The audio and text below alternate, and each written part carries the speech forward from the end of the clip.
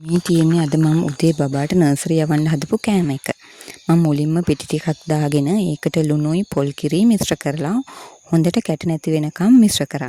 මේකට පොල් කිරි වෙනුවට වතුර වුණත් පාවිච්චි කරන්න පුළුවන්. අද මට පොල් කිරි ටිකක් තිබුණා. ඒ නිසා මම ඒක දැම්මා. ඊට පස්සේ මං කරේ බිත්තර දෙකක් කඩලා අරගෙන ඒකට ලුණුයි ගම්මිරිසුයි එකතු කරලා හොඳට මිශ්‍ර කරගන්න එක. ඊට පස්සේ පෑන් එක ලිපේ තියලා ඒකට මේ පිටි මිශ්‍රණයෙන් ටිකක් දාලා ඒක එක පැත්තක් රන්වන් පාට වෙනකොට අනිත් පැත්ත හරවලා ඊට උඩින් බිත්තර මිශ්‍රණය දානවා. මේකට තව ලූණු කරපිංචා තක්කාලි දාන්න පුළුවන්. අපේ බබා ලූණු කන්න කැමති නැහැ. ඒ නිසා මම දැම්මේ නැහැ. මේක උඩට බිත්තර මිශ්‍රණය දැම්මට පස්සේ හතරට නවා ගන්නවා. මම මේකෙදි ලස්සන හැඩයක් ගන්න උත්සාහ කරේ නෑ. මොකද අද මට ටිකක් පරක්කු වෙලා තියෙන්නේ. මම මේක අද කපලත් යවන්නේ. ඉතින් මම 7 වෙනකොට ලෑස්තිලා යන්නත් ඕනි.